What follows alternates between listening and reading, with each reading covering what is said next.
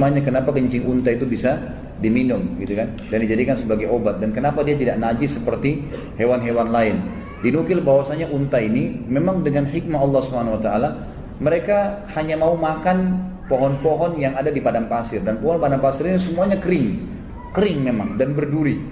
Jadi tidak ada kandungan air kalau kecuali sedikit sekali, gitu kan.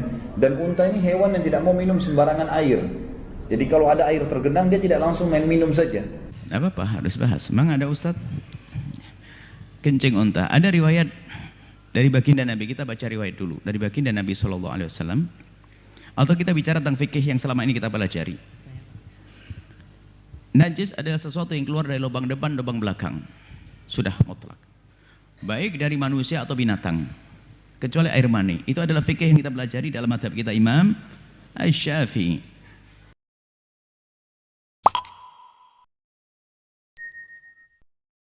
أعوذ بالله من الشيطان بسم الله الرحمن الرحيم. Kencing unta boleh dijadikan obat? Benar, hadisnya sahih, riwayat Bukhari. Ya. Nabi SAW menyebutkan dalam hadis bahwasanya kencing unta itu ya boleh diminum, dan wanita Ansar menggunakan untuk rambut mereka, menyuburkan rambut mereka. Sebagian ulama menukil mengatakan apa hikmahnya kenapa kencing unta itu bisa diminum gitu kan, dan dijadikan sebagai obat, dan kenapa dia tidak najis seperti hewan-hewan lain. Dinukil bahwasanya unta ini memang dengan hikmah Allah Subhanahu wa taala, mereka hanya mau makan pohon-pohon yang ada di padang pasir, dan pohon padang pasir ini semuanya kering memang dan berduri. Jadi tidak ada kandungan air kalau kecuali sedikit sekali, gitu kan. Dan unta ini hewan yang tidak mau minum sembarangan air. Jadi kalau ada air tergenang dia tidak langsung main minum saja. Dia menunggu dan mencium, pada saat tidak ada bau baru dia minum air tersebut, gitu kan. Kalaupun di Madinah diberikan makan, biasanya cuma diberikan makan unta. Ini diantara diberikan makan kurma, maaf. Dan ini ya dinukil, sebagian ulama menukil hikmahnya. Tapi yang jelas terlepas daripada itu memang ada hadis Nabi SAW, hadis sahih berhubungan dengan masalah itu. Kalau Anda lagi umroh, kalau misalnya travelnya bisa, itu kalau saya kemarin bimbing umroh itu bisa diminta ke supirnya menuju ke wilayah Hudaybiyah. Hudaybiyah itu tempat perjanjian dulu antara muslimin dengan orang-orang Quraisy pada saat Nabi SAW keluar dengan 1.400 orang untuk haji, kemudian ditahan oleh orang-orang Quraisy. Hudaybiyah dekat antara Mekah ke Jeddah. Di situ memang di pinggir jalan semuanya ya banyak orang punya peternakan unta, dan mereka menjual di pinggir jalan susu unta dengan kencingnya, disebelahkan gitu, dijual. Kalau tidak salah dijual 3 real atau 5 real satu botol air mineral itu ya. Apa harus bahas? Memang ada Ustadz kencing unta. Ada riwayat dari baginda Nabi, kita baca riwayat dulu dari baginda Nabi SAW, atau kita bicara tentang fikih yang selama ini kita pelajari.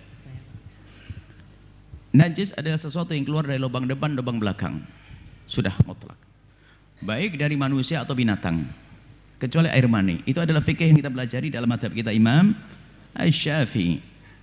Binatang, unta binatang atau bukan? Khalas, kalau masuk binatang selesai, bab unta adalah binatang. Berarti yang keluar dari unta adalah najis di sini. Itu yang dipahami di dalam madhab kita Imam Syafi'i dan juga madhabnya Imam Abu Hanifah radhiyallahu ta'ala anhu. Ini perbedaan ulama tentang masalah kotoran binatang yang bisa dimakan. Sebab di dalam madhab Imam Malik dan riwayat Imam Ahmad ibn Hanbal, semua kotoran dari binatang yang halal dimakan itu suci. Asalkan binatangnya halal dimakan, maka kotorannya tidak najis. Ini kan perbedaan ulama tentang masalah najis tidaknya kotoran. Selesai. Jadi menurut madhab Imam Syafi'i, air kencing apapun adalah najis. Air kencing dari binatang, dari manusia adalah najis. Selesai. Dan di situ ada hukum yang sudah sangat jelas, najis tidak boleh dikonsumsi. Baik. Tapi ada hadis Nabi SAW. Baik. Ada hadis Nabi tentang masalah ada satu rombongan orang yang datang kepada Nabi memberitakan tentang penyakit. Nabi mengatakan dengan bahasa isyrabu. Ada Imam Bukhari itu membuat judul di dalam kitab sahihnya, hadisnya ada 2 judul. Yang pertama adalah judul adalah Babud Dawa bi albanil ibil. Berobat dengan susu onta. Nabi mengatakan kepada orang tersebut, ishrobu lab albanal ibil. Untuk pengobatan minumlah susu onta, susu. Baik, kisahnya sama, kejadian itu juga dalam riwayat. Nah, bahkan Imam Bukhari juga memberikan judul ad-dawa bi abwalil ibil, dengan kencing unta. Ternyata bunyinya adalah Nabi itu menyuruh orang, kejar orang sakit supaya yashrabu, agar minum albanal ibili wa abwaliha, agar mau minum air kencing, susu unta dan air kencingnya. Baik, di sini disebut air kencing. Ulama seperti dalam madhab Imam Syafi'i yang mengatakan air kencing adalah suci, begitu mudah memahami riwayat semacam itu. Ada yang mengatakan bahasanya riwayat yang sudah sangat jelas adalah susunya unta. Yang kedua adalah ada tambahannya di sini, albanul ibil, sama susunya unta, sama abwal ibil, kencingnya unta. Lah masalah kencingnya unta ini tambahan, dan tambahan ini nanti apakah benar atau tidak. Memang dalam bahasa ilmu hadis, kalau sudah ziyadah atau thiqah itu makbulah, kalau ada orang yang bisa dipercaya itu menambahkan satu riwayat itu diterima. Baik, anggap saja ini hadis ini adalah juga sahih dan benar dua-duanya. Tapi di sana ada juga firman Allah, al-yauma ukhil lakumut thayyibat, aku halalkan kepadamu adalah yang baik. Jadi Allah menghalalkan yang baik-baik, yang tidak baik, al-khaba'ith, tidak dihalalkan. Sekarang pertanyaannya adalah, air kencing kira-kira baik atau tidak? Kan begitu. Nah, ini masalah pembahasan air kencing. Jadi kalau misalnya kita menyampaikan fatwa air kencing unta di negeri kita madhab Syafi'i, di dalam madhab Syafi'i sangat jelas air kencing unta adalah tetap najis, tidak akan berubah menjadi suci. Dan ada catatan lagi, bukan semua yang tidak suci boleh kita makan setelah itu. Contohnya tadi, semua kotoran dari binatang yang boleh dimakan adalah suci. Kotoran kambing, tentunya Anda tidak boleh besok pergi langsung membuat bubur dari atau apa, itu tidak. Kan ya? Karena biarpun suci, karena menjijikkan, tidak boleh Anda makan. Bakwan dicampurin itu, nggak boleh. Jangan mentang-mentang suci. Jadi seperti itu penjelasan tentang fikihnya. Maka kami jelaskan, bila madhab Imam Syafi'i, air kencing, dan waktu itu lihat konteksnya, Nabi itu menyuruh dia minum susu saja, ini pendapat. Kemudian ada tambahannya air kencing, ini diperdebatkan di situ. Bahkan dikatakan kalau seandainya benar itu ada dalam riwayat tersebut, dan memang benar ada dalam riwayat Bukhari, karena apa? Dijelaskan para ulama, boleh kita berobat dengan air kencing apa tadi? Unta, dengan catatan ta'ayyan, tidak ada lagi obat kecuali itu, karena itu najis, kotor. Dan fatwa ini sangat ramai khususnya di Saudi sana. Kita bukan masalah Saudi, bukan Saudi, akan tapi kita menghadirkan, gitulah penjelasan para ulama. Jadi tertentu, kemudian sudah apa, tidak ada yang lain lagi pengobatan kecuali air kencing. Kemudian setelah itu adalah sudah betul-betul diakui oleh dokter tertentu, yang menurut tunjuk dokter mengatakan, ibu nggak ada obat lagi kecuali air kencing. Baru nanti datang kepada air kencing. Bukan berarti Anda harus pulang dari Mekah membawa air kencing, Anda simpan, bukan.